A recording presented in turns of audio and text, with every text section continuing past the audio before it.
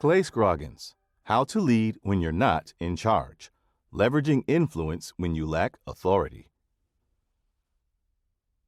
Everyone answers to someone. The idea that true leaders operate in complete autonomy is a myth, often leading many to believe that authority alone defines leadership.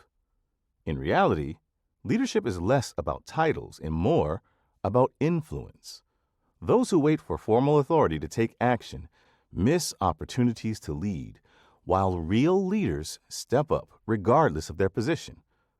They take responsibility and drive change through actions, not titles. This distinction between leadership and authority is where true potential for growth and impact lies. Leading without authority. Imagine being in a room full of people, brimming with ideas but feeling powerless to act because you lack the title or authority. This is a common experience, especially for those who aren't in formal leadership roles. The challenge is clear. How do you lead when you're not in charge? Many believe that leadership requires a position of authority, but this mindset causes missed opportunities. Instead of stepping up, we wait for permission. Leadership, though, isn't about titles or authority. It's about influence, making things better right where you are. The key to this shift is recognizing that you can lead without having formal power. Waiting for a title limits your ability to contribute meaningfully and delays your growth as a leader. One of the biggest barriers to leading without authority is identity.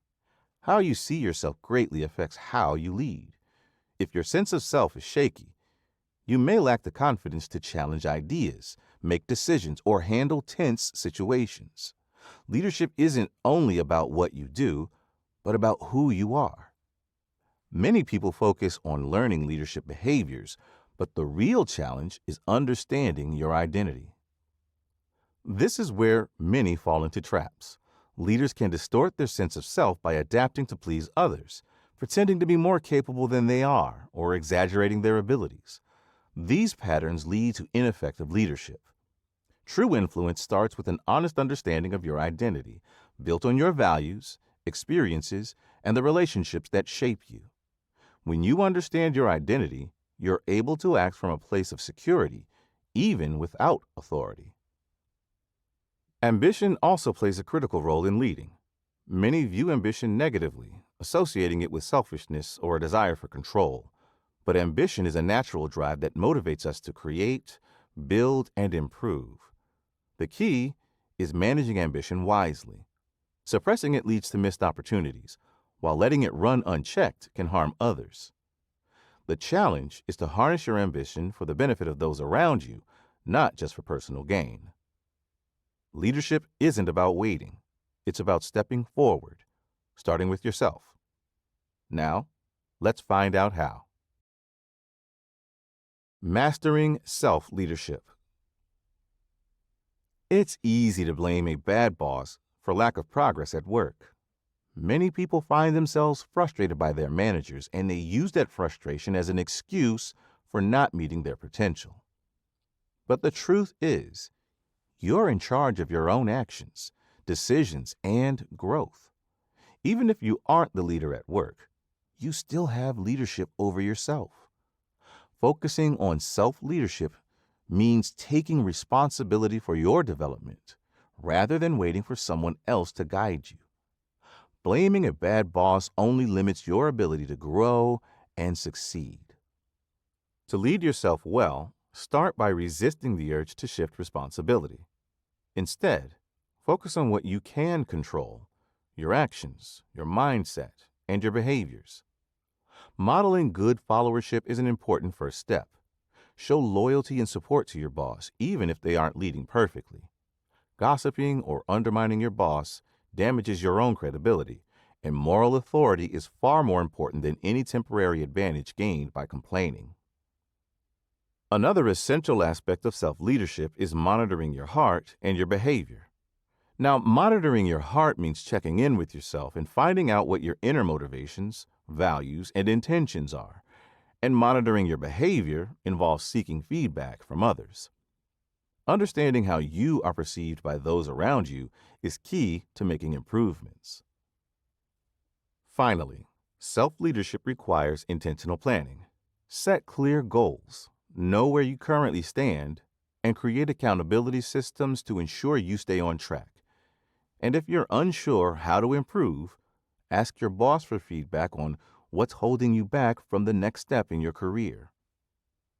Learning to lead yourself effectively prepares you for greater leadership roles, regardless of your current position or the quality of your boss. In the end, no one is responsible for your growth except you. Choosing positivity in leadership. Choosing positivity is one of the most powerful tools for leading, especially when you aren't in charge. When faced with frustration, setbacks, or difficult bosses, it's easy to become negative or disengaged. But shifting your perspective can transform how you handle these situations. Positivity starts with the way you view your circumstances. Now, everyone has their own lens through which they see the world. When things at work don't go your way, your initial response may be to blame external factors. But by adjusting your perspective, you can see challenges as opportunities for growth. See, there's always someone facing a similar situation, but they're thriving due to their outlook. How you see your world shapes how you experience it. The key to positivity is expanding your view.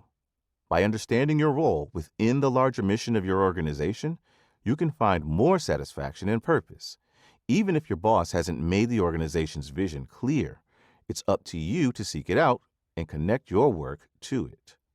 This broader perspective helps you stay engaged, even when your role feels small or insignificant.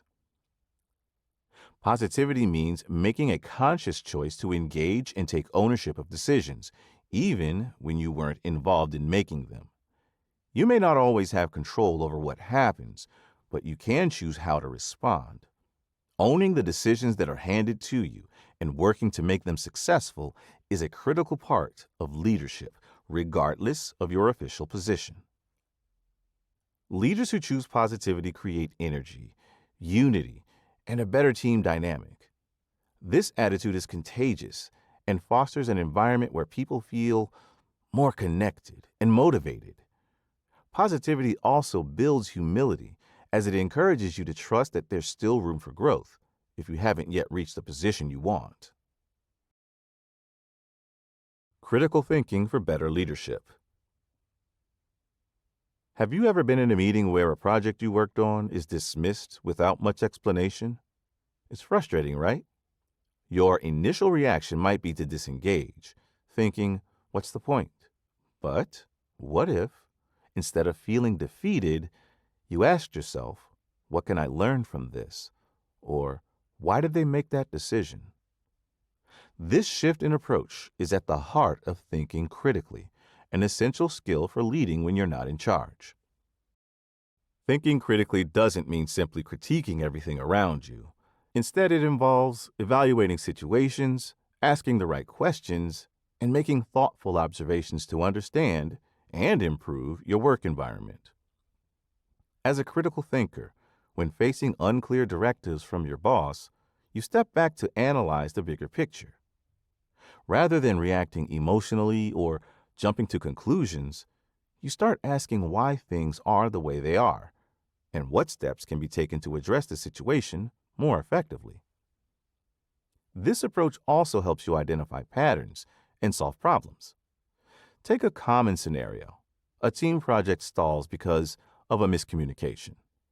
A leader who thinks critically will pinpoint the underlying issues, whether it's unclear instructions or misaligned goals, and propose specific solutions rather than general complaints. Another key part of critical thinking is offering feedback constructively. Now, it's not about being negative or pointing out faults just for the sake of it. It's about finding ways to help others succeed. When giving feedback, aim to include potential solutions and foster a spirit of collaboration. The goal is to help the team, not tear it down. Thinking critically requires practice. Start by adopting an ownership mentality. Think like you're responsible for the entire organization's success, not just your own tasks. Schedule regular time for reflection and thoughtful analysis. By embracing this mindset, you'll solve problems more effectively while also building influence and leadership capacity. Rejecting passivity to lead proactively. Picture this.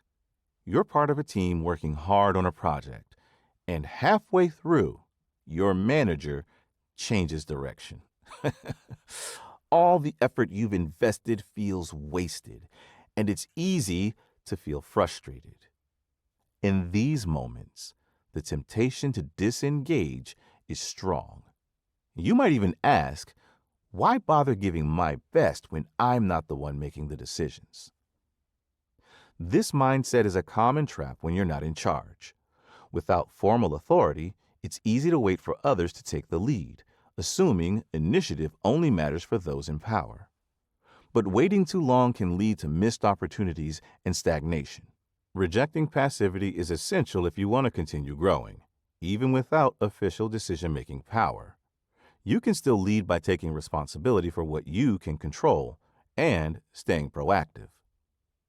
To break free from passivity, start by looking for tasks that are being overlooked and take ownership of them.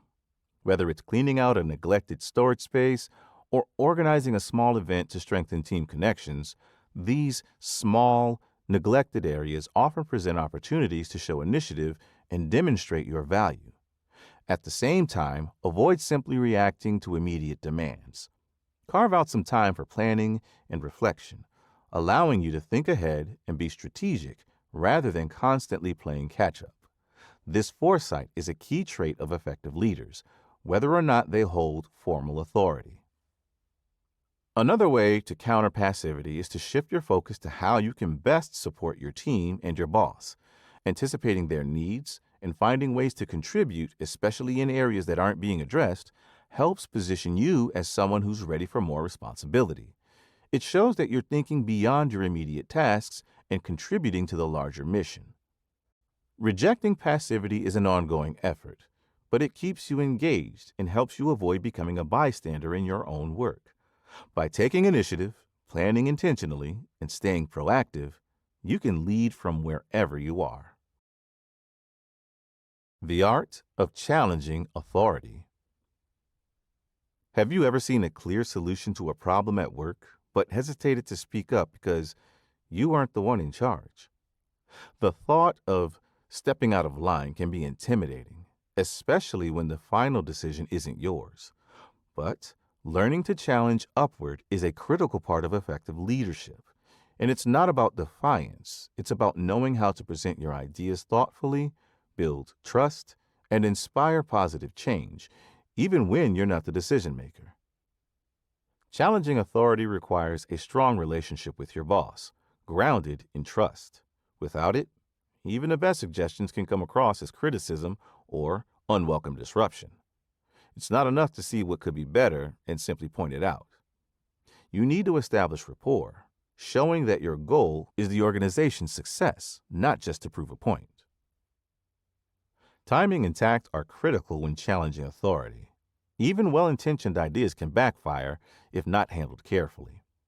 Rushing to implement a solution without considering the broader impact or consulting the right people can create more problems than it solves.